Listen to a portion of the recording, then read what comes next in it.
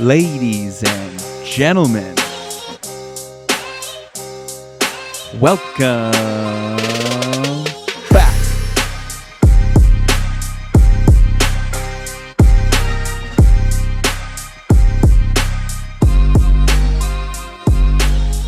What's happening, everybody? Welcome back to Turf Today on the Superintendent Network, proudly brought to you by Toro.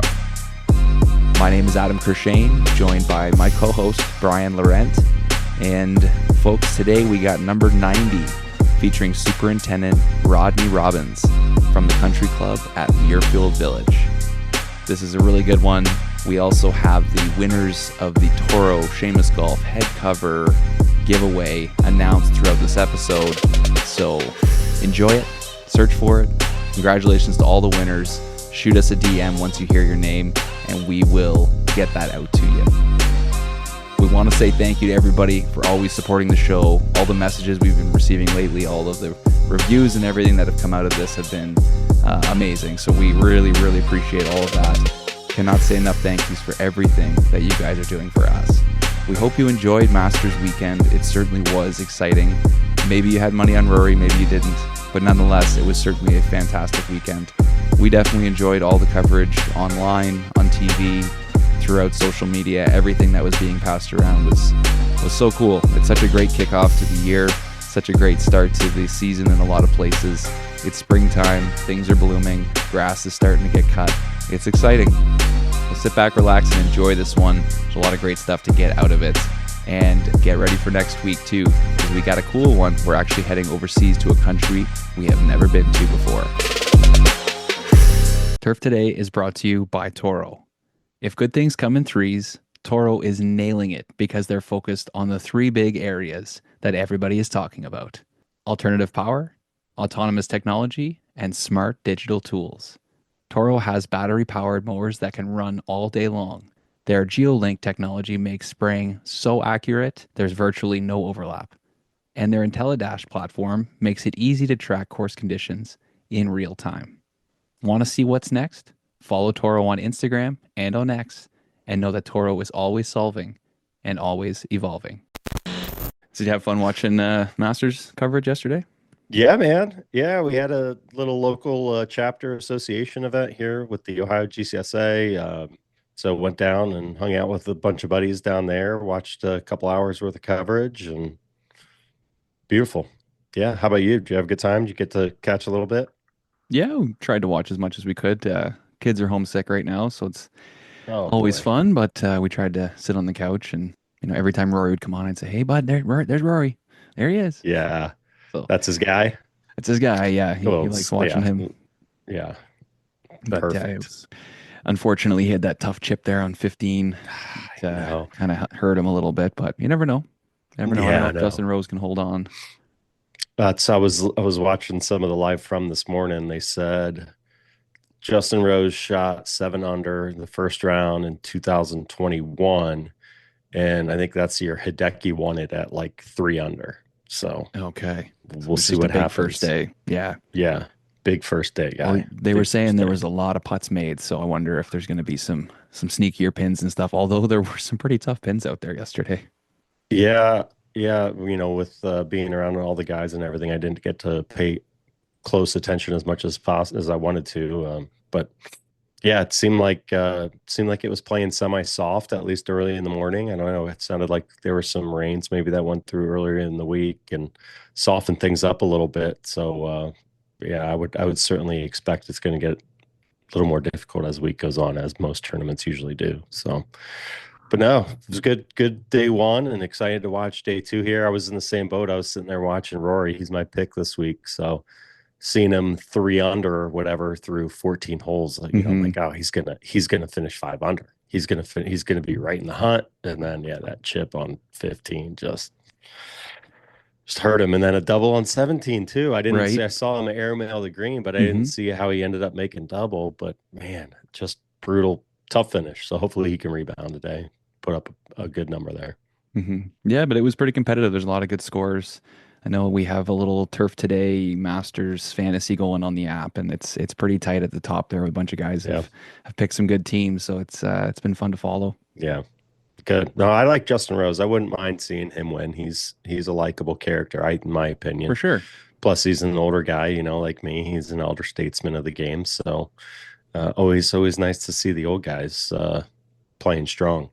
Yeah, I love how they have all the past winners that get to play. It's kind of the only tournament where you look at the Oh, I leaderboard know. and you see some older names and stuff all mixed in. So a guy like Justin Rose, you figure, he gets a green jacket and gets to come back and play every year until he kind of can't. So you think he's kind of one of those guys. Yeah, yeah, for sure. For sure. So we got a big one today, huh? Absolutely. And it was kind of Doing a last little minute that giveaway. oh, yeah, we got that That's what too. I'm Yeah. talking about, man. We That's what got a you're big talking boy about. today. That's huge. I know, I know. And welcome to all the Thousands people of that haven't comments. listened to the show and are kind of joining us now. And yeah, that's exciting. We're going to announce that a little bit later in the show. 10 head covers from Seamus Golf and Toro. Um, Yeah. I know we've been getting lots of messages about how do we fix it so I win? How much money do I have to send you so I win? I And was gonna say we've both been bribed a little bit on this one. Sorry, yeah, guys. yeah, no, I just keep telling people no friends. We're trying to give it out to people from all over. So it's it's Yeah, definitely a good one. And I think for Toro, they're starting to see that, people like that kind of stuff and why not get a few yeah, more of those things out to people? And it's a likable brand, absolutely. right? Absolutely. Yeah, that head cover, man. When we got that thing right before the GCS championships out in San Diego, man, those were fire. I know you Yeah. posted it and got a ton of comments. So Ton of comments. that kind of spurred on this giveaway, I think. And yeah, they're legit. Yeah, we were all sitting in a hotel room, just sitting around drinking, and one of my buddies showed up, and he had it for me with a few other things, and he's just like, "Here you go. This is what Toro sent you," and he kind of dropped it on the bed, and everybody was like, "Holy shit! Look at that!" It's legit, man. I love it. It is a good one. So yeah, excited.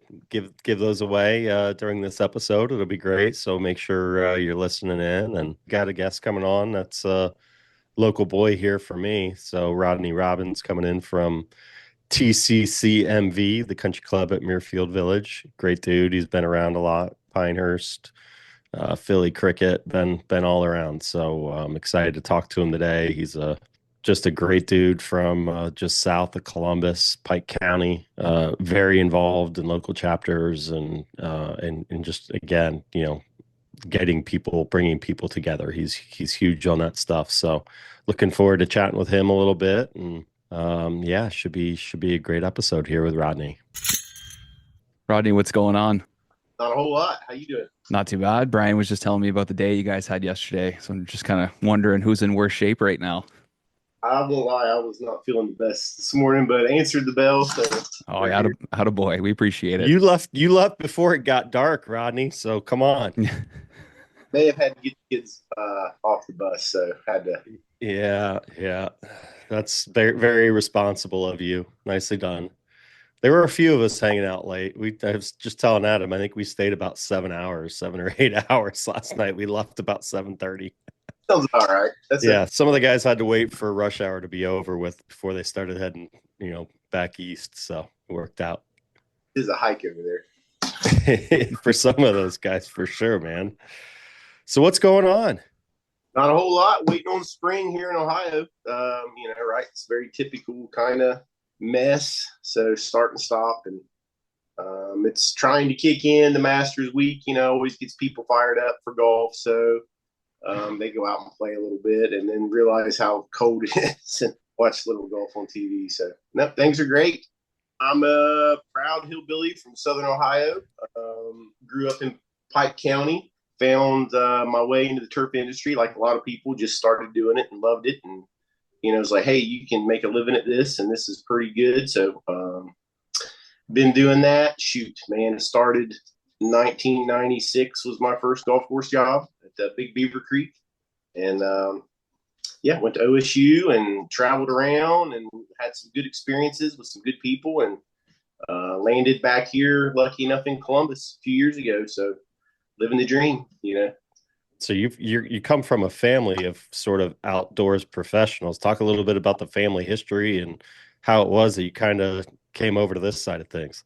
The Robbins family, they're in the sawmill business, so they cut timber and run sawmills. So kind of grew up outside a lot. We lived in the woods basically, and where I come from, there's only two courses, and they're not great, but they're there. And there's not a lot of people that play golf, but my dad and his brothers all played golf. So I kind of grew up. We had a little 9-hole mom and pop track that had a shack for a starter shack, and my dad would drop me off, and he would be out playing 9 holes, and I'd end up in the shop or in the woods or checking the whole place out. So kind of grew up around that. Golf was fortunate enough to be around it as a kid, and I worked at the sawmill long enough to realize, like, hey man, I need to go to college. I don't really want to work at a sawmill stacking lumber and sweeping floors and stuff like that. Not that it's not a good industry. It's been good to us, but I thought, man, I don't really want to work in a factory. I want to do something outside. And that's how I found this. It's just different every day, right? It's a different job every day. It's a different experience every day. And so learn to appreciate hard work with the family and those things, and just decided, like, I'm not going to do the family business. I want to go do something else. So, yeah, enjoyed every minute of it. Going back to Beaver Creek, what were some of your favorite memories of working there? It was your first turf job.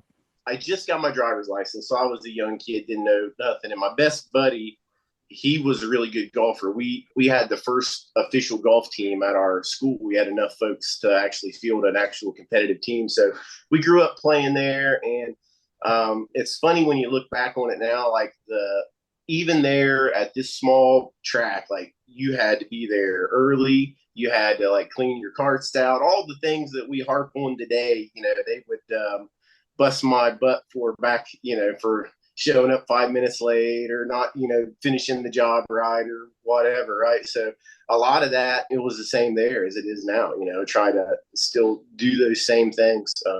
Big Beaver Creek, it was my first taste of, like, high end golf in Pike County. This guy, Denny Bloomfield, moved down there and built this amazing 18-hole property. It had bent grass fairways. Nobody had bent grass fairways. We was playing off of crab and dandelions most of it. It was a really nice place, and he tried to make it a really nice destination kind of public place, and it did well for a long time. And me and my best friend Brock, that's how I kind of found this. We had this idea of one day he would run the shop and I would run the outside, and we would be the kings of Pike County golf and that sort of stuff. So didn't work out that way, but had big goals back in the 90s, right? I'd say it worked out pretty well. You may not be at Big Beaver Creek, but not exactly at that same place. But I have enough side ventures down there. We're helping some other courses and trying to do all that stuff too. So that small town golf is pretty important to me. Absolutely. So talk about, you went from Ohio State, and then was your first job down in Pinehurst? Where was that? My first job was official job was at the Pinnacle Club. We was building that. It's a nice private club south of town. Opened up at the worst time, right in the 2007 recession and all that mess. And but really nice course. That was my first assistant job, and I wasn't ready for it at all. Didn't even know what I should be doing every day, right? Had no clue. Kind of rolled with that for a while, and went back to, I was at the Scarlet and Gray courses during college in school. Just a great opportunity to work there while I was going to school, and learned a lot. I was at the Pinnacle Club for several years, and then opportunity came back at the Scarlet. They got a new superintendent. They had a cornferryweb.com, they changed the name, but that they had those events, and I thought, man, that would be something to be a part of. So went back there for a couple of years, worked for Dennis Bowser, one of my best mentors, owe him a lot. He helped me find my way to Pinehurst. So I went down there in 2010 and was working for Dennis at the time, and move south. It's a different world now. Like we struggle to find turf degrees and students and assistants and qualified people who we want to mentor and take over our job someday, right? I'm at a decent country club. It's not a host site or event or anything, but we have high standards, and you need a turf professional. And when I was making this move to Pinehurst, man, the town was full of them. Like every course had 5 or 6 turf studs, and if you got a spray tech job, like you were on the fast track. It was it was very competitive here in town. A lot of Ohio State kids, a lot of good, courses, but just it was stuffed up with talent. So that's why I made that jump down south, just to do something different, separate myself a little bit. Just wanted to dig into the internship side of things a little bit. You're going to school, you have your internship, you get to work at a tournament. What was it about that kind of time of your life where you're like, okay, I'm really going to buckle down and kind of go for it and go for the next step? Like a lot of turf people, my first degree is environmental science, wasn't even in turf. I got an associate's degree and didn't really want to know what I wanted to do. So when I transferred down to the main campus here at Ohio State, I had a lot of credit, so I didn't have to take certain classes. So I chose where I worked. I worked at the Ohio Turfgrass Foundation. It's a partnership with OSU. It's a research farm, and I worked with our plant pathologist, Mike Bain, because I didn't have to take his class. So I thought, well, this guy's smart. I want to work for him, so I can learn those skills. So I decided to work there for a summer. That was my first official turf grass internship. And, he's taking me to high-end courses. We're having high-level conversations with very serious turf people, and I'm just there trying to pay attention and listen. But that's when you learn how much science and effort goes behind what we do every day. It's not just luck or, hey, I think this will work. I heard a guy say or something. They put a lot of thought and effort. So that's my first taste of, what it really took to make high-end turf grass and a nice golf course and all the things people want. Turf Today is also brought to you by Flash Weather AI. Stay ahead of severe weather with precision AI technology. Get weather intelligence free for life and try premium weather for a limited time. To gain access, head to Turf Today on Instagram, find our link in bio, and there will be a link to a free trial of Flash Weather AI. To find out more information about their products and what they can do for you, head to flashweather.ai. Okay, everybody, it's that time of the show. The winners of the Toro head cover giveaway, in no particular order. We used an app for this, so we have 10 separate winners. I'm going to read out the Instagram handles. Those people, your task is to message us on Instagram and claim your prize, and we will get that sent out to you. If there are some unclaimed head covers after a month, we will put them back into the draw and pick a couple more names. So if you hear a friend's name, be sure to reach out to them. Here are the winners. Tom_Taylor 1421, Trevor Gonier, Dill_Drum, Jack.Leanhauser, Benjamin.B.Bouchard, Gray Sunbell, _M.Jax, 4_the_green, Hayden Hawthorne, and Sam S. 552. Congratulations to all the winners. Reach out to us to claim your prize. Oh, and this was a lot of fun. We should do it again, shouldn't we?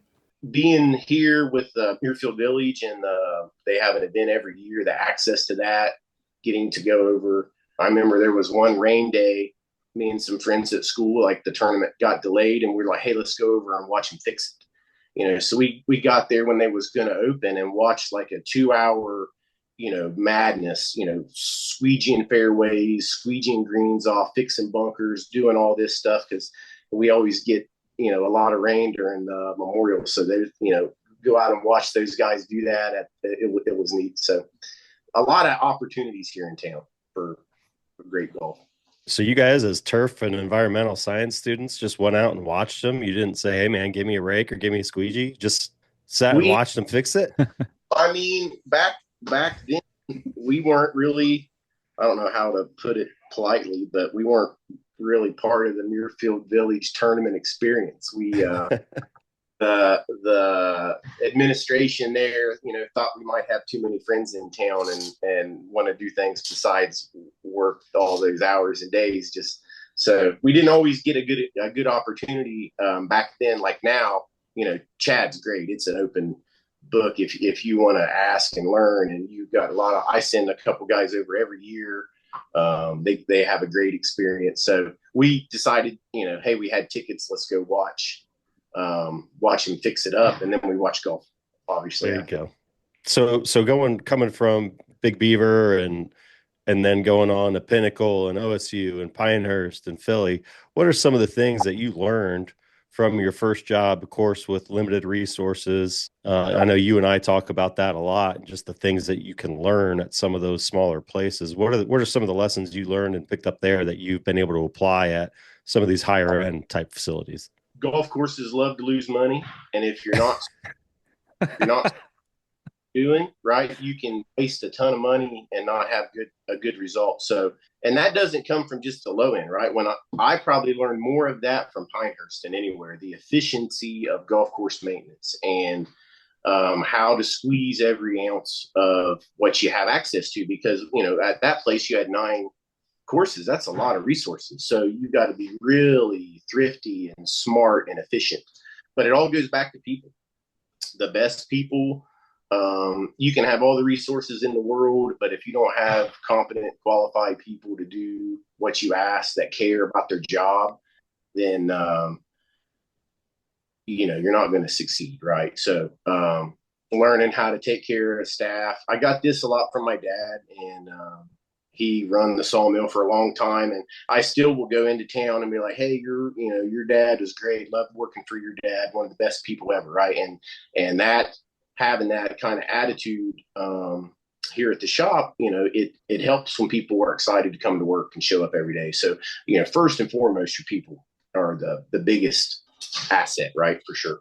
Talking about just like skills and sneaky things that you learn how to be efficient, still trying to figure that out every day. But yeah, you gotta plan ahead, right? Like I try to think 3 to 6 months ahead. This is something that I've learned from these guys, is when you're, what I see today, I should have done in the fall, right? What I do today will affect my summer, and what I do in the summer affects the fall.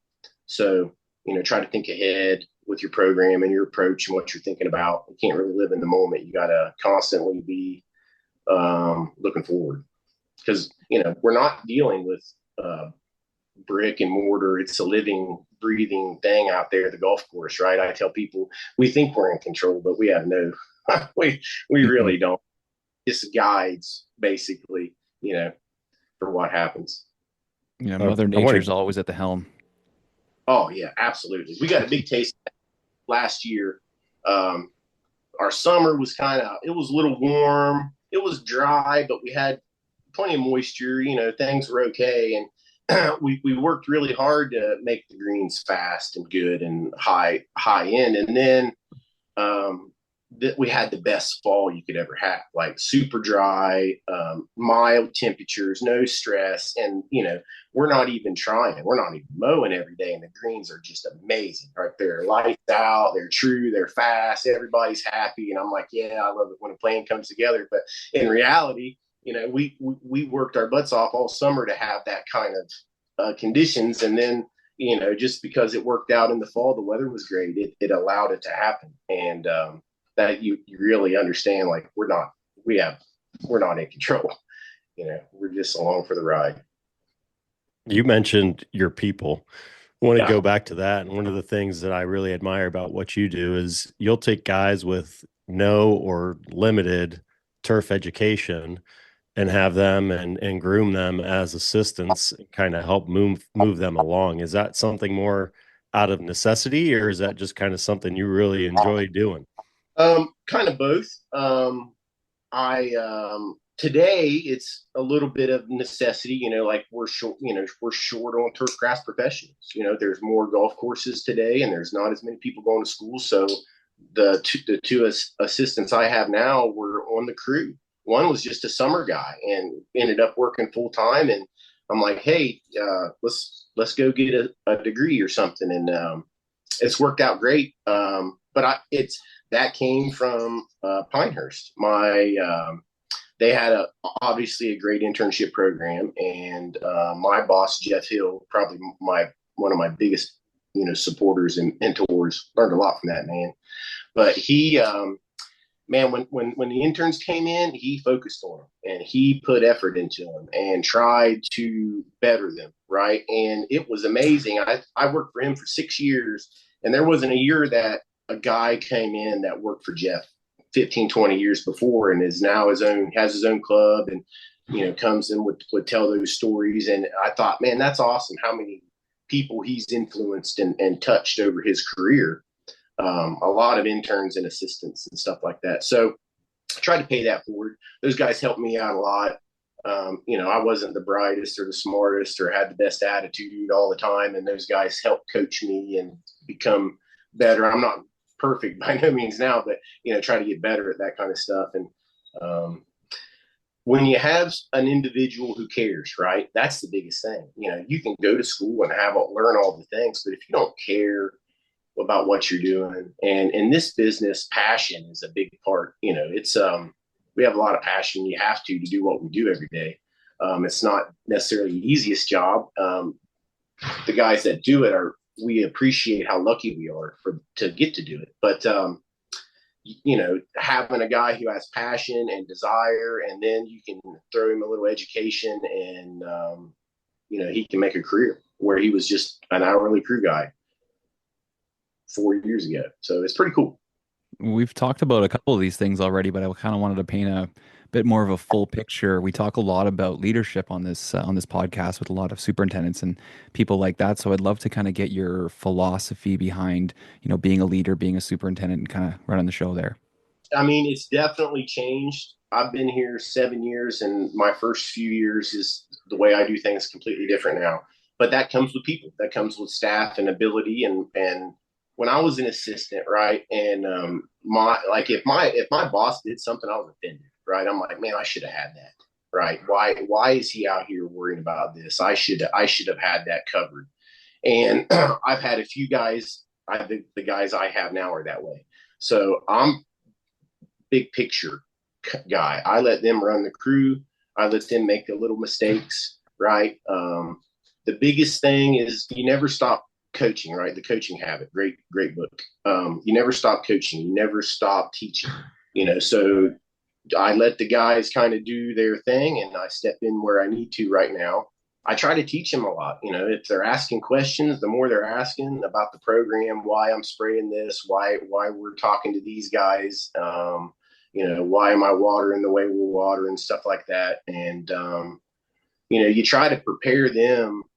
One day they'll sit in this chair and they'll have their own shop and they'll have to do it. So you just try to prepare them for that. That's the leadership side, right? You just take care of your people, make sure some big things that we've had. I'm very fortunate here at the club, but our shop culture has changed in the last 4 years, but we provide lunches. We have better uniforms now. We have better insurance. We're accommodating. Just, you try to appreciate your people, and I think everything else just kind of falls into place, right? It builds a good culture and people want to be part of it. So that's worked for me. It'll be different. These guys are close to being gone. They're thinking about jobs. So I've got to create some more turf people and find the next guy. And it's very much like a college program, right? It's not, you never, you've got it good for a year or two, then you start over and you rebuild and you keep going. And if you're fortunate, people see what you're doing and they want to be part of it. So that's kind of the end game.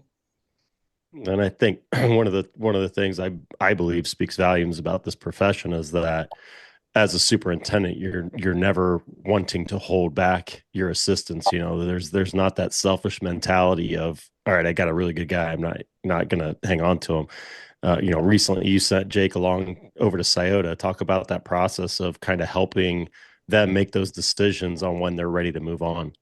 Right. So great story. Jake was an intern at Pinehurst with me, come down from OSU. I was the assistant, and he did a summer internship and ended up working at the Scarlet. And I had a position, and I was like, hey, are you ready to be an assistant? So he came over. We already knew each other's styles, so it just flew, right? But he succeeded and grew and ended up like the last summer he was here, he had the keys. He ran the show, and we had some opportunities.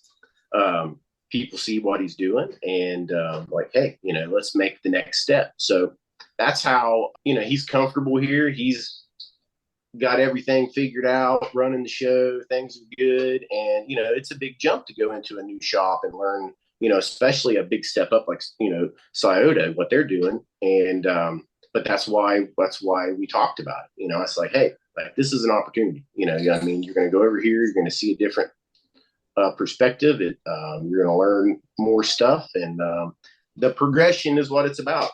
Joe, my first assistant now, he had an interview 2 weeks ago for a job, and it was kind of a lateral move, really. But I was like, hey, go for it. Go out and get the interview experience, and if it's something better, it's better. And he chose to stay here, which made me very proud. I was like, there's some unfinished work here for him. I think he's probably a year from being his own superintendent. So that's kind of what we talked about. And so not every move happens at that time, but you got to throw them out there and experience new. Every shop's different, right? Every superintendent runs their place a little bit different, and you can learn something from I'm a big proponent of moving around. I've had probably too many golf course jobs, but it's helped me. That's awesome. So I want to talk a little bit about your leadership once again. And one of the things that you are heavily involved in is association service.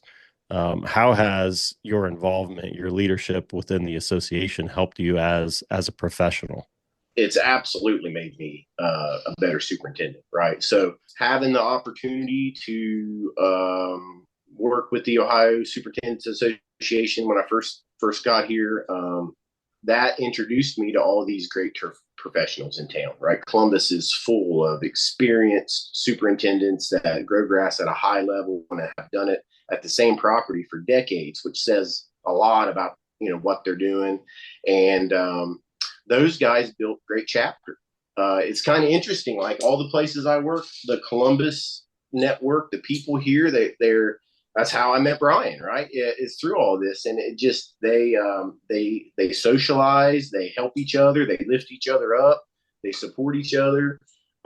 There's very few like closed doors in town.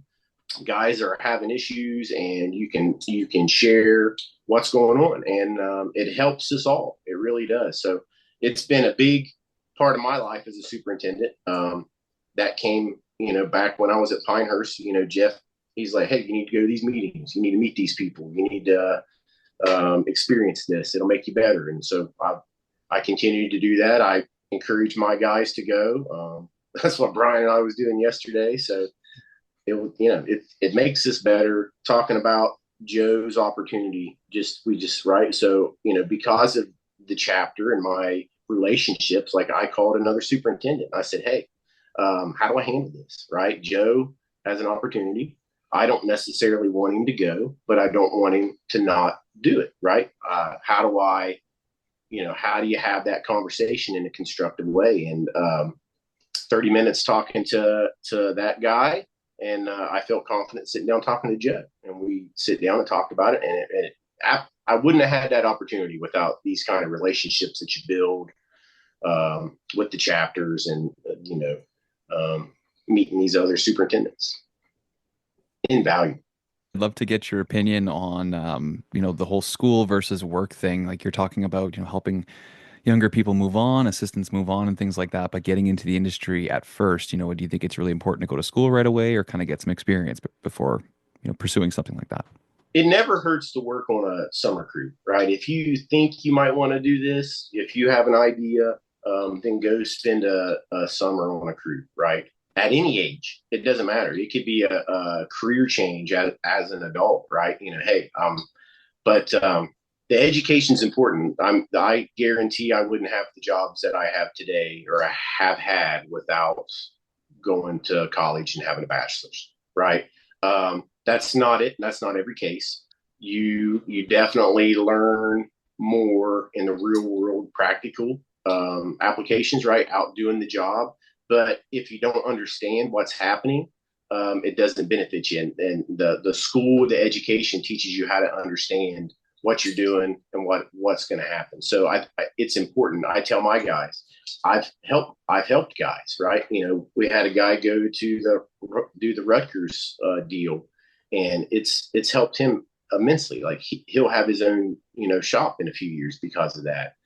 So, do you need a 4-year plant pathology degree? I don't necessarily think so, but I would definitely go and get some education. I mean, still today, like all of us here in town, we go every year and try to learn new things. It changes constantly. So, keeping up with that, but you got to have a good foundation, I guess. Right. So yeah, business is important. I wish I'd have taken some more business classes when I was in school. I think a lot of students are doing that now. You see kind of other majors, turf minors, kind of deals, which I think that's great if you're going to do that for 4 years. So yeah, school's important. I want to go into your location and the club itself. TCC is a part of the Muirfield Village community, and obviously you've got a well-known neighbor literally right across the street. Do you have any funny stories of has anyone shown up to your place to play in a pro-am or done anything like that? all the time, and that's an uncomfortable conversation. Some people, and the worst is they think they're playing our place, but they think they're playing across the street. So that's a tough one to sell. But we're very much the country club, right? We got the pool and the patio bar and the pickleball and all that kind of stuff. Love it here. Love the access to, what they're doing across the street. To be even around that every year is a blessing, right? It's really cool opportunity here. They expect good golf here, right? We're the little brothers, but we gotta be just as good a lot of the time. So there's that. Some of my buddies, when I told them I took this job in Dublin, they're like, "Oh man, throwing you right to the wolves up in Muirfield Village," because it's demanding up here. It's a different community, but it is a great place to work, man. The club is great. We opened in 1981. Been through a bunch of renovations in the last few years that have all been very successful. The club is booming. Everybody wants to be a part of it, and it's a fun place to work. So it's been, we've done a lot of work, and we keep slowly making the course better and better and better, and the membership loves that. The FedEx guy gets lost every day. We get Muirfield Village's shipments, they get our bills, and vice versa. It's always funny. You tell Chad to keep your bills. We're blessed to get it.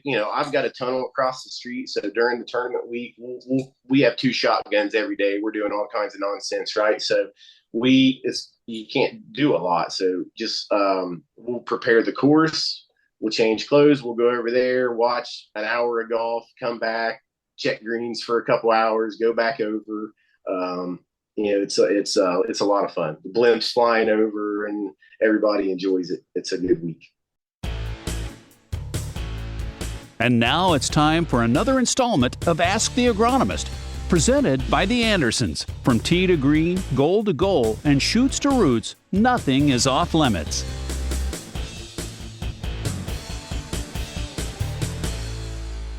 Welcome back to Ask the Agronomist, featuring PhD agronomist Ben Pease from the Andersons. Today's question comes in from Andrews Robbie.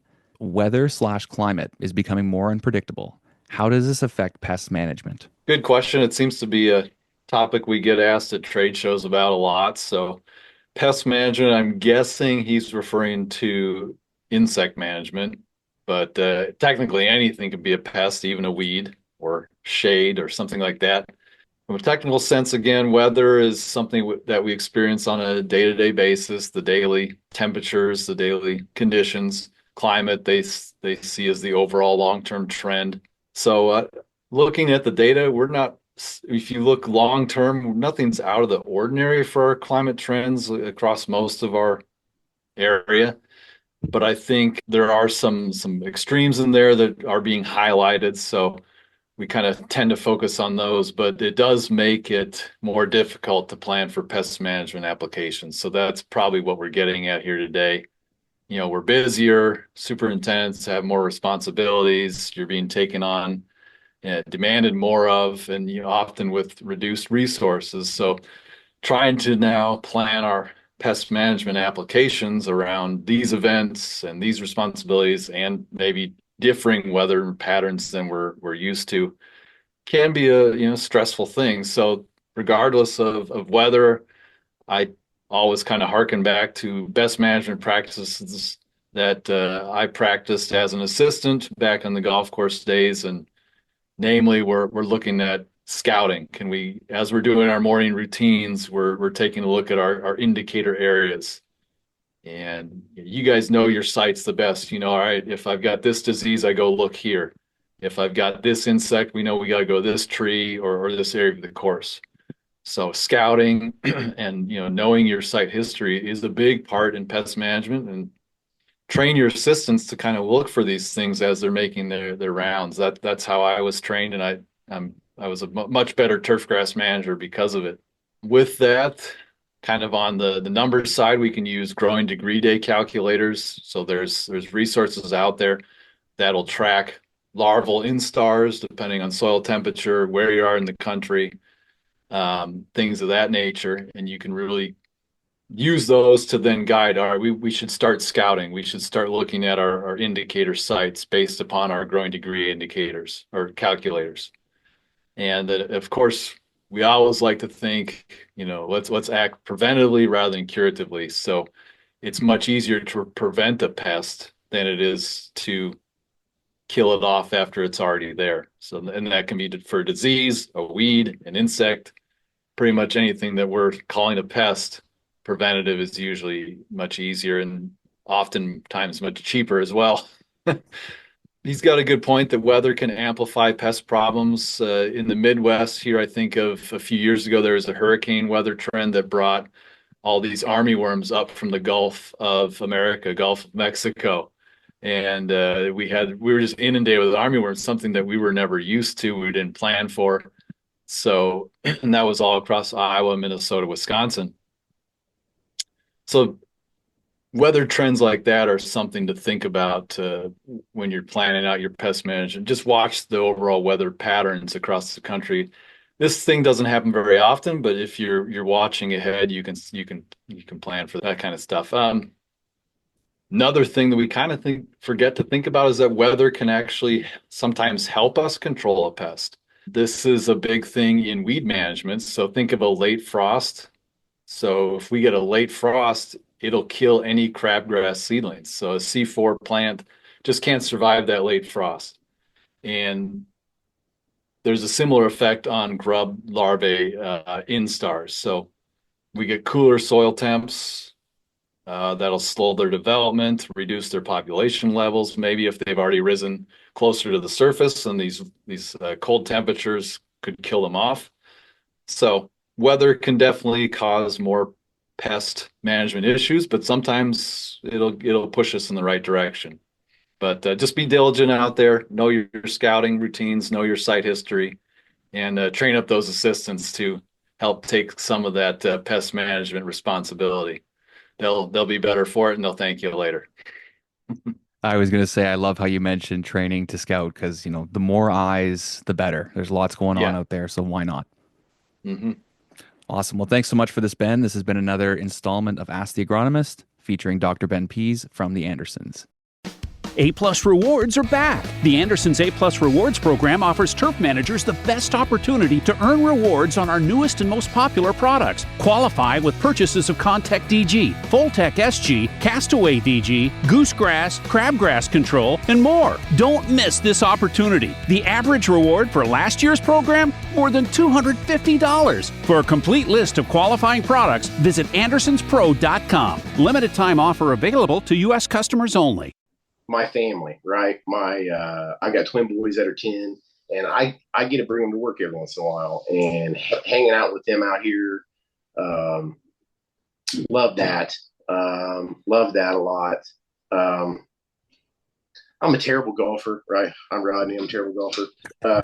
I've played the same golf I've played since I was a kid. It's not great, but coming out at by yourself sometimes and walking a few holes and playing and appreciating everybody's effort is I enjoy that. I enjoy that a lot.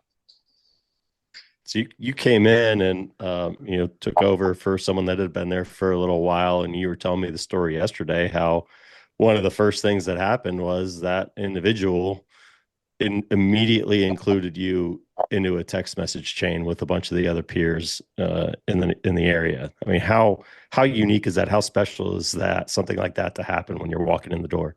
Yeah, it's and I sit back and reflected. I was like, is this something I could do? This is one of the worst parts about our industry, right? Like, my biggest fear is we're going to have a board change one day, and just because somebody can save a buck, I'm going to lose my job and have to go somewhere else. We all kind of back to the whole like college team. You'd never know. I think things are great, but you never know, right? How stable your job is in this business. Every year can be a big change. So Dave, such a great individual, right? I come here, I take this job, and I'm here for a week, and he calls me up and he's like, "Hey, we got this superintendent's text thread with all the superintendents in town, and I'm gonna put you on it, introduce you." And I'm sitting here thinking, "Holy cow! Like, what is that? Something I would do in his position?" I could think you could be real bitter about that, but that's this Columbus town, and the guys that grow grass up here, they've struggled together and succeeded together. And, I still talk to him all the time, right? We're good friends. So just very fortunate to have those kind of deals. I'd say another unique thing about your situation is you have a relatively known superintendent that's a member at your facility. How unique, challenging, uncomfortable, is there any of that kind of stuff going on and interactions there? Yeah. So Bob plays out here a lot too. He's very active, but it makes me a better superintendent. When we was at Pinehurst, like, they would encourage us to play golf, and every Friday, almost, not every, but a lot of Fridays, the superintendents and assistants would go play other people's courses. I worked on course 8. We'd go play course 3 or course 5 or 6 or something, and or they'd come over and play my place, right? And having, I can drive down the fairway and 50 golfers could play and not notice this thing, right? This, whatever it is, this thing. But I drive down through there and I'm like, Bob will notice that, right? Bob. And it makes me absolutely be a better superintendent. Like, I'll be rushing somewhere and see a piece of trash or something. I'm like, yeah, Bob will see that. I got to get that, and so now he would never criticize, complain. That's what I know, right? I know that if he saw something dire, he would call me and say, "Hey, saw this, you might worry about it." But he would never call and say, "Hey, man, I thought the greens were slow today," or "You're running too much water." But it absolutely keeps you on your toes, because a superintendent driving a cart by is going to see something a little different than your average member will. And but to that point, like, I had a great conversation in the fall. I was like, "Hey, you know what I'm doing? You play out here. What's something that I could put a little more effort in? What's an area I can elevate?" And we had a great conversation about it, and it's something I'm trying to do here. We're going to do that this year and try to make our approaches better, right? So having that conversation, some guys are just, they don't have that ability to call that guy and have those conversations, and that's real important. It makes us all better, big time. So along those lines, obviously, whether it's through an association event or just getting together with guys, you do have the opportunity to go and play other people's golf courses. What is that?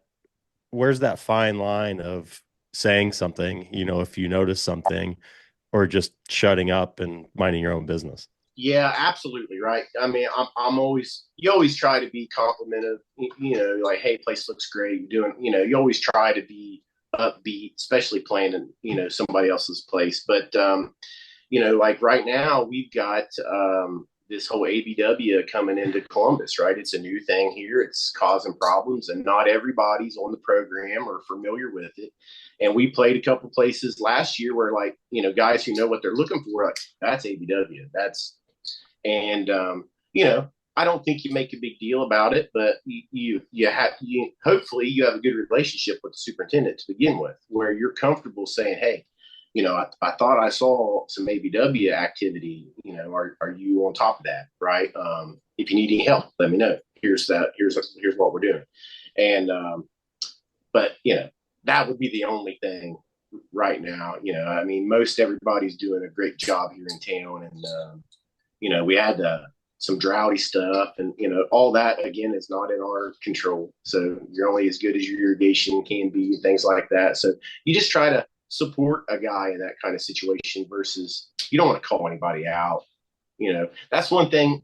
We're not competitors here. In reality, all of my peers are probably my closest competitors, right? But we don't act like that. We don't say, man, we might get 50 members because their teas are bad or something. That's, we're like, hey, how can we help? It's more of that attitude, which I appreciate that a lot. It makes it easy to do our jobs here. Not every place is as open, that's for sure. And kind of along those lines, we again had the conversation yesterday of the support from some of your vendor partners. How important is it to be able to bang ideas off of those guys or hear from them what's going on in the area? Yeah, the access to their PhDs, right? Their science, having the confidence to have that uncomfortable conversation, like, man, I'm really struggling here, and I don't know what to do. And those guys try to find an answer for you. I always say trust your partners, because we can't do it without them, and that's all of them. Your chemicals, your irrigation, your equipment, it doesn't matter. You got to have people you can count on, and that can count on you. So I get a ton of help from our guys in town, and we've got some great people too. Well, Rodney, one of the big things that makes me look up to superintendents is the job and the fact that you can't really turn it off, right? Even if you go home, it's still something you're thinking about, still something going on. And you talked about your family a little bit. Just talk a little bit about your relationship with them and how you're kind of able to divide your time between the golf course and home. This is a unique club. Very fortunate. Most of my days are done at 4:00, right? Hand watering days aside, lots of weekends. But my family grew up in it. My wife, Stephanie, is the best. I've drug her all over the country. You talk about having an uncomfortable conversation with your wife, like, hey, honey, let's move to Philadelphia. We're in the beautiful sand hills of North Carolina. It's a beautiful day. Like, hey, let's move to Philly. But such a trooper. And like I said about bringing my kids out here, it's not every club can do this, and not every property can have that, right? But the opportunity I have, just the kids love to come to the course. They're hanging out with me. They're wanting to learn. I took them to they were out of school for a day, and it was our Ohio State turfgrass field day. Education, go out and see turf plots and stuff. And I'm like, boys, let's go see some science stuff. And they got the biggest kick out of that. So seeing them appreciate what I do, it makes it easier for sure. But real fortunate to, we just live 15 minutes from the course. It's a pretty good situation right now. I'm grateful for it. But now the kids love, they're starting to play some golf. So that's fun. We'll see where that goes. There's probably a bit of a trust factor involved too, in being able to have that family life, right? Because I know you're helping coach some of their sports and some of those things. So there's times where you've got to kind of dig out, and you're leaving it in the hands of your people. So talk about building that trust with your team, so you're able to get away and do those things. Absolutely. Like I said, every season can be different, and the team I have now. their passion takes a lot of the worry out of it, right? They care so much about their property. It's their property, right? They're doing it every day. And they care about it so much that I have little concern about if I have to step away, that the job's not going to get done. That doesn't happen every year, right? That doesn't happen with every team. It didn't happen with these individuals 2 or 3 years ago. We had to earn that trust, right? Yeah, it's been good so far, but that'll change, Once the next crop comes in. Yeah. There's always a new class, coming and going, but that's what makes this job. I won't say experience makes it easier, right? Because you kind of know what to prepare for. Each transition has been a little better than the last, right?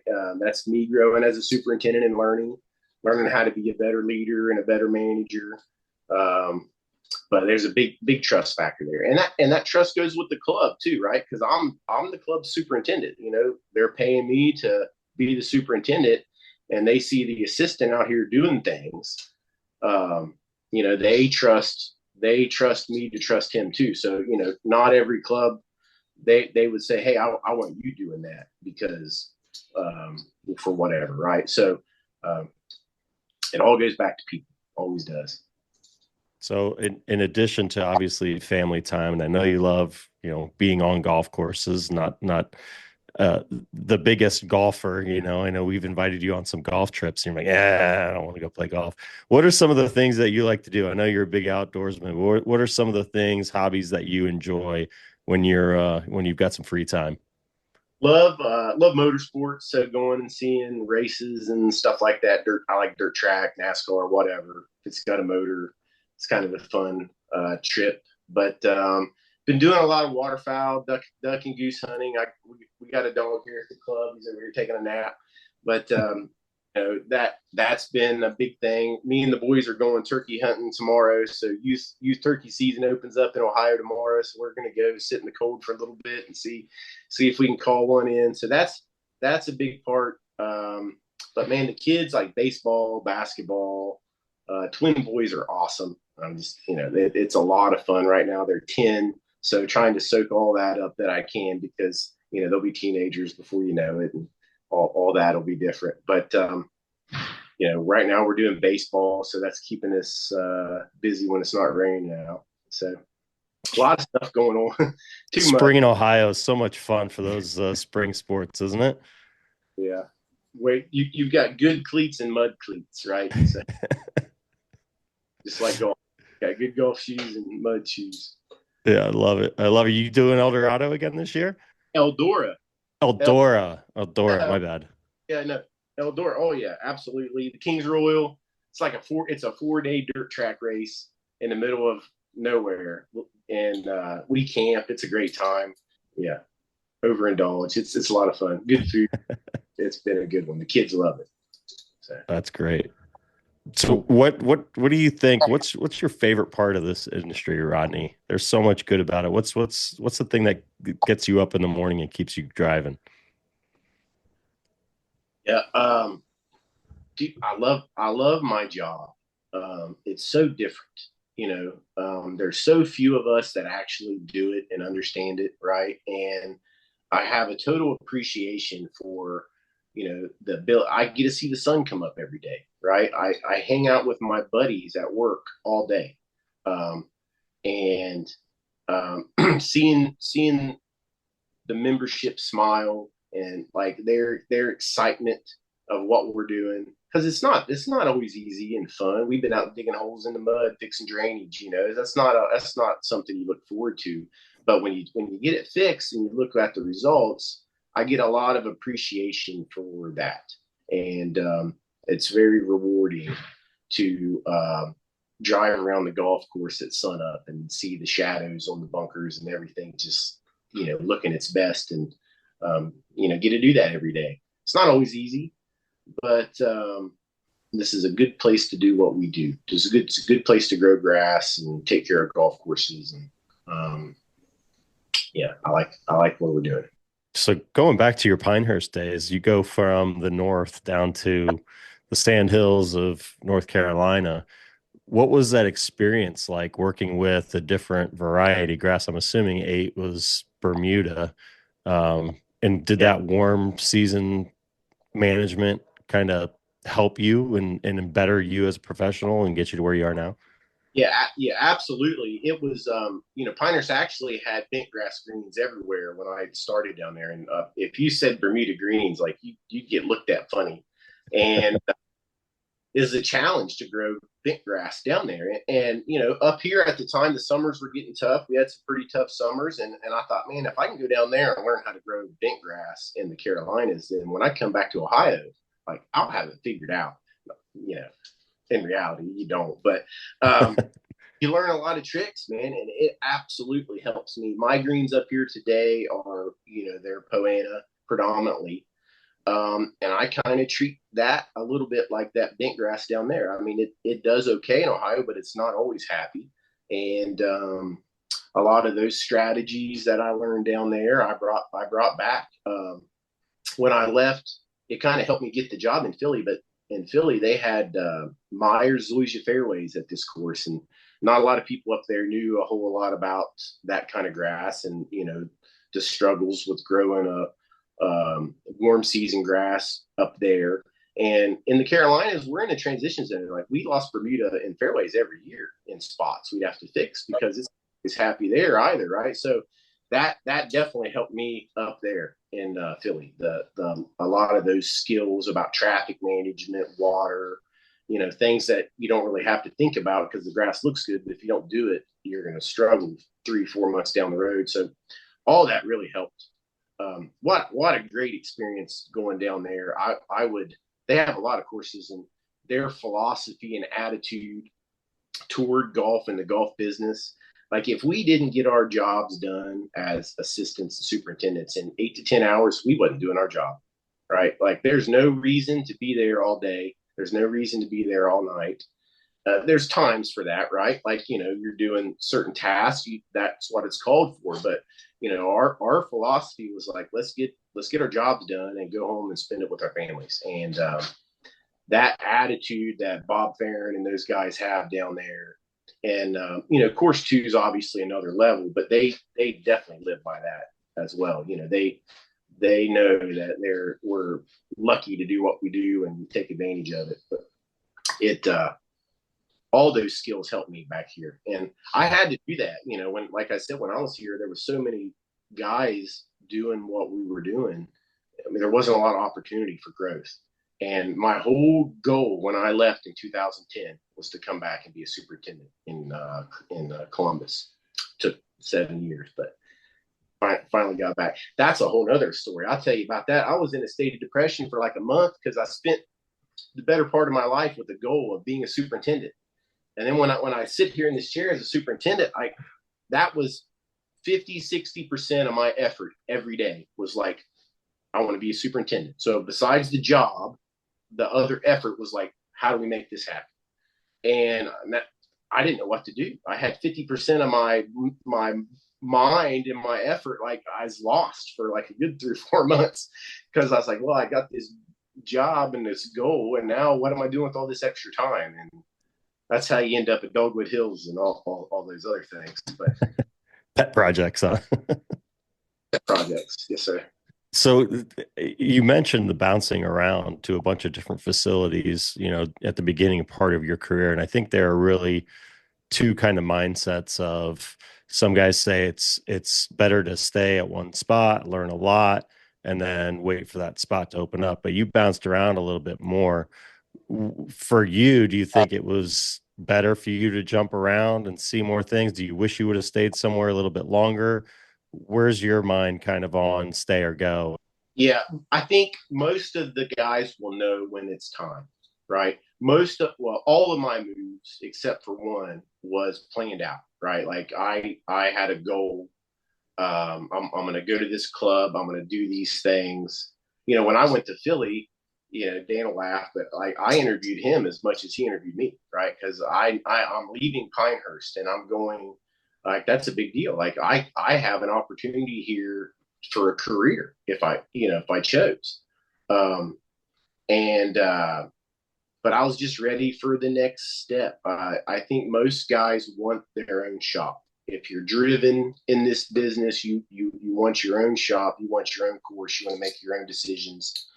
And that was my goal, right? So I definitely had a focus on that. So that's why I made those jumps. They were all goal oriented. When I was at Pinehurst, it was a resort, public, basically my course, and it was high end lot. I mean, 220 a day, all of that, right? But I wanted to be a superintendent at a country club, and I never had a member. So how do you deal with members? How do you deal with the pool? How do you deal with? I've never had a greens committee, those things. So when I went to work for Dan, that's what I said, Dan, this is what I need. I feel like I know how to mow fairways and top dress. Like I need to learn the club business. I need to learn how to interact with boards and membership. And wow, what an experience that was. That was the perfect place for that. If your goals are looking for something else, you need to go, work for a different individual, so I think don't just take a job because, right. That's the conversation I have with Jeff. I was like, hey, you're going to go take this job. It's basically the same job you have. It might pay a few dollars more, but what are you going to learn? It's going to take you a year to figure the property out. And then, you're going to have to, then you can start growing, right? It's not an immediate thing. You walk on a place and start growing. It takes a while to figure it out. So, I think you need to plan those moves. Don't be afraid to move. Biggest advice I give college kids, like, you get an opportunity in Colorado, take it. Go work for that guy, especially if they're a good who you work for really, really matters. You don't just take any job, but, don't be afraid to pack up and move and experience different things. Definitely made me a better person, without a doubt. So on a little lighter side, Brian and I were talking about the Masters this weekend. I know that this episode will come out Tuesday, so everything will be over. But it's Friday today, round 2. Do you have any predictions for the weekend or for the tournament? I didn't see Rose coming out lights out yesterday, so he's pretty solid, right? I don't see him making huge mistakes. So somebody's going to have to light it up to catch him. And I used to not like Bryson, but I don't know, like that experience at the Open down at Pinehurst and watching that, just how could you not be a fan of that guy at this point? So would like to see him kind of do something, but man, these guys are so good. You never know. And the Masters has so much pressure at that place. I couldn't imagine what they would feel walking on the tee up there. And they do it every week, right? But that place has another level. So it's such a special property. And they, playing course, I never played Augusta, obviously, right? But I've been there for a show. But like places like that, we played course 2 one evening, me and some buddies, when we were there working, and we're out there. There's hardly anybody. We're walking down the fairway, and it's just feels different. Places like that, I mean, you can tell it's just different, right? So who knows who will be putting the jacket on, but we'll be watching it. Well, this has been a fantastic conversation here, Rodney. This is your episode, so we'll kind of give you the mic and give you some time if there's anything else you want to talk about before we let you get back to work there. Thank you guys for doing what you're doing. First off, it's good to see it. My guys follow what you're doing, and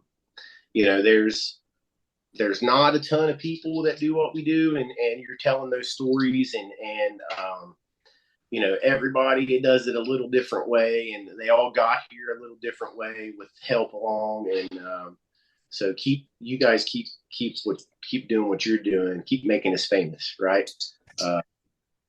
Yeah. Famous in our own little world, right? I love it. That's all right. We appreciate it. And, come up in town for the Memorial. We'll be around. It's always a good time. So I'll be there. I appreciate the opportunity to share. I'm nobody, so just grow grass here in town. But, you're as modest as they come. That's what we love about you. You're a hillbilly from Ohio that's really done well for himself. There's no question, buddy. as leaders and superintendents and stuff, you guys make it easy on us. We just kind of have the platform here and ask the questions, but the stories and the insights and the amazing things all come from you guys. So I know there's going to be people out there that get a lot of good stuff out of everything you've said today. It's been really good. Well, I appreciate it, guys. Thank you very much. Yeah, you got it, Rodney. Great to see you. Enjoyed yesterday and look forward to doing it again here soon. Oh yeah. Yeah. All right, buddy. Be good. Okay. Thanks again. Take care, Rodney. Love that, man. He snapped the computer down, turned around, immediately turned that TV on to the Masters. Yeah. Just it's pretty much what I'm going to be doing here too. Immediately. Yeah. It was great. Behind you. That was really good. Yeah. And just like you said, a guy who's just worked hard, very humble, loves his people, leans on his people. So that's just a really hardworking, team guy who's come from really good values and had a dream and had a goal. And look at him. Should be very proud of himself. And I love the story of him being a dad and having the two young boys and stuff. They must just love that. Getting to go to the course and wheel around, and the two of them, like, that must just be a blast. Yeah, absolutely. He's a great dad. He's got a great family. My wife and I know them both very well. He and his wife Stephanie. We've done a lot of stuff socially together, and just a great dude, great family man. Great superintendent, again, I mentioned, and he just will always say, I'm nobody. I'm just a little grass janitor from, Ohio or whatever. But he certainly downplays himself. He's done great things. He's done a great job at TCC, and the membership's extremely happy with him. I mean, when he took it on, not that it was in bad shape or anything, but, like you mentioned, he kind of came back and times were tough in the area, and, they had some members leaving for various reasons, but now, they're back to a full membership, extremely active, and they just love their golf course. So he's done a really nice job. And like I mentioned, he'll take guys with little experience, just crew members, and just, see something in them, encourage them to further themselves. And then he kind of moves them along and gives them viable careers in this industry. So, that's what I think a lot of us love most about this business, is just being able to help others. And Rodney's done a remarkable job of that, not just, the people on his team, but, again, serving in associations, helping award scholarships to students to help better themselves and pursue this industry. He's just one of those guys that gets it, and just, fun to be around too. He's a trip. I love Rodney. Yeah, he's a good dude.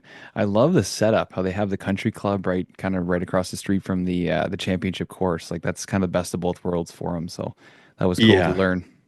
Yeah, it's funny because every time Memorial Week rolls around, a bunch of different organizations will send out messages on Twitter or X or whatever, best of luck this week to such and such golf course or superintendent or whatever. And literally, probably in the last 10 years, Rodney's probably been tagged at least 6 or 7 times. That's so funny. It's like guys, wrong Muirfield. Get wrong it together. Yeah. Yeah. And he has mentioned a couple times where, people will get a certificate to play, and it's the country club at Muirfield Village, and they show up thinking, it's the home of the memorial, all that kind of stuff. And, it's the country club at Muirfield Village, so it's, like you said, he struggles telling them, he feels bad for him, but at the end of the day, they're going to get a great golf experience, because that golf course is a lot of fun to play. The country club at Muirfield is a lot of fun to play. Rodney's always gracious and hosting the association events out there and getting his peers out there. And yesterday when we were together, he's like, man, if you don't come out here and play at least 5 times this year, he's like, I'm going to feel really bad. Like, that's almost disrespectful for me if you don't come out here and play. Like, dude, okay. All right. I'll come out. If I'm home, I'll be there. Yeah. That might be one of the courses we're gonna have to hit when I come see you. Yes, absolutely. That'd be fun. Absolutely. Yeah. It's a really good time. So, and Rodney will roll out the red carpet for sure. All right, sir. Well, I don't want to keep you from any of the big golf going on right now, so go back to the couch. Yeah, I say that, but I'm gonna have to, we'll be working. The emails will be flying. It's funny because there's been a lot of people just emailing like, hey, talk to you on Monday. Enjoy the golf. Yeah, yeah. All right, no one's fucking doing any work right now. Yeah. I did. We had this conversation when we did the podcast with the USGA guys yesterday. And then after that, I read something like productivity dips like 97% or something these 2 days, Thursday, Friday of the Masters. So there's definitely a lot of people with multiple screens going, watching every single piece of coverage that they possibly can online, or whether it's ESPN Plus, or I don't even know, it's like CBS Plus and Peacock, and there's like 4 different streaming services I think that are running it at different times. Like, come on, can't we just start like live coverage on the Golf Channel at 8 a.m. so we watch just everything? Roll it please. The whole day. The Masters app's still the best though. Like that's tough to beat. It's tough. People were saying it might be like the best app you can get for your phone. Like 100%. They might be right. I mean, it's just it takes up a lot of space, though. I know that it takes up a lot of space. Stuff going on in there. Yeah. It's not one you can keep on your phone all year. You just download it for the 1 week and then take it off. Yep. So non-golf related, and we texted a little bit about it, but I haven't had a chance to ask you about it. What do you think about Ovi breaking the Great Ones record? Yeah, it was really cool. It was only a matter of time. It was really exciting to see that he gets it done before the end of the year. So we'll see. Like, they're still in first place. I know they're making a run for the playoffs and for the Stanley Cup and everything. So hopefully they didn't kind of celebrate too soon with something that big. But they got a good team, and now people are saying, does he come back next year and the year after and go for 1,000? Which would be insane. I saw this tweet. It was like, he's gonna just go till 1,000, and then after that game, he's gonna retire. Like, just he's got a ton of games still, right? I mean, he's still relevant on the ice, isn't he? 100%. Yeah. I think he said years ago that he'd like to play for 5-6 more years, and then he wants to go back and play for his team in Russia, which was Dynamo or something like that, because he's only ever played for Dynamo and the Capitals. So he said he wants to kind of go back there and play his last game for those guys, but that could be still another few years away, right? Yeah. I mean, the guy's obviously, putting up. How many goals does he have this year now? I think he got 40.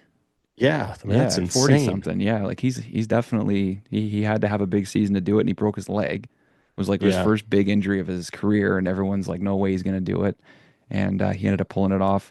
Actually, Spittin' Chicklets this week, they did Dylan Strome, who was the guy that assisted on the final goal. And he just talks about everything, all the celebrations, everything they did. And I guess Ovi he's just one of the boys. He's just a big kid. Like, they chirp him all the time. He has fun with everything that goes on there. And one of my favorite quotes, I think it was Brooks Orpik years ago. He said, like, I'm pretty sure if you stabbed him, he wouldn't bleed. Like, guy's just made of stone. So that's unreal. I remember when they won the Stanley Cup a couple years back, like the celebration and watching him and what he was doing with the Stanley Cup. Like he was just a big kid rolling around after winning that thing. Yeah, exactly. It sounds like they just have so much fun, and good for him, good for that organization. And I mean, Gretzky's got so many records. Like, his points records will never be touched and stuff. So for him to pass on one, it's great for the game and all that. So happy to see now it. Wayne went straight from watching Ovi break his record down to the Masters and watching his son-in-law compete at Augusta. Not a bad life. Yeah, that's crazy. So they're your favorite here going into the home stretch? Washington. Well, I mean, I'm a Sens fan, right? We're in Ottawa. Ottawa's just clinched the playoffs for the first time in almost 10 years. Okay. So we're excited here, and it's looking like we're going to play the Leafs, who are the biggest rival that this town has. And they're actually trying to figure out what to do, because it's been a bit of a problem here in Ottawa. Every time we have a Leafs game, it's only Leaf fans. Like, the Sens fans are like, we're not even going to bother anymore. I was like, fuck it. So, oh man. So we're like, if we have a playoff game here, it's just going to be an absolute war. But I mean, there's other towns that have that. I'm sure the Devils go through that when the Rangers come to town, or the Mets and Yankees play. There's got to be some crossover, right? But we have that here in Columbus every time we play the Penguins. Like, the Penguins fans come out all your Crosby fans and Lemieux fans and stuff with their jerseys. Yeah, they're hardcore. Yeah. So that's just what we're dealing with. We'd love to see the Sens beat the Leafs in the first round, but Florida's really good and Washington's really good, and there's some teams in the West. You got to watch out for Dallas and some of those teams. So the playoffs and the NHL just get better and better every year. Oh, they're a blast. So if the Panthers win, if Florida wins again, are we going to go down to the elbow room and celebrate? We're going to have to. We might have Everything comes back to the elbow room, baby. Exactly. Oh man, those guys talk about it on Chicklets all the time. Like Jans lives in Fort Lauderdale, so he'll just be like, "Yeah, after the game the other night, me and the wife went down to the elbow room." It's just such a casual thing. Like, You can't. I've told so many people. Like I literally was in the airport the other day before heading down to Dallas and met a guy at the bar. Turned out we had mutual friends and all that, so we were just sitting there. He was wearing a golf club. He was wearing a shirt from the golf club. So obviously start talking to him about the golf club, all that, and then he turns out he's going down to Fort Lauderdale for a conference or something. They're literally staying like a block away from the elbow room. I'm like, you've got to go, yes, and then you need to text me and let me know about your experience because I don't know what it is. I don't know what it is about that place. I just love it. I just absolutely love it. there's an aura there. Everybody's got a smile on their face. Everybody's happy to be there. There's no BS. Yep. Until later We in the need night. we need to bring him in on us as a sponsor. They need to sponsor us somehow. We've got to do a show live from the elbow room one year. Oh my God. Upstairs or downstairs? Oof, that depends. They can both be a little noisy. Just give me the park and the elbow room and we're set. Right? Yeah, man. That's a good combo. Mm-hmm. All right. Sounds good. Well, enjoy one of the greatest weekends in golf. Absolutely, buddy. You too. We'll make some pimento cheese. Yeah. Funny enough, I've got some in the fridge right now. Do you? So, Nice, not from nice. Augusta, but Nice. All right, man. Well, keep me posted, and we'll talk soon. All right, buddy. Great job today. All right, man. It was a good one. Yeah, you too. Yep, absolutely. See ya. Thank you so much for joining us this week, everybody. Whether you're a new listener or you've been here since the jump, it's so great to have everybody along with this journey. There's so much learning, so much fun on here, and we just keep enjoying it every week. It's a lot of work, but we love it. To our sponsors, thank you guys so much for everything you do. Toro, Andersons, Flash Weather, AI, and everybody else that comes together to make this podcast what it is. Everybody have a great week. Like we said at the beginning, an awesome one coming next week. You're not ready for this, not expecting this one. It's gonna be fun. So keep those reels sharp and we will see you soon.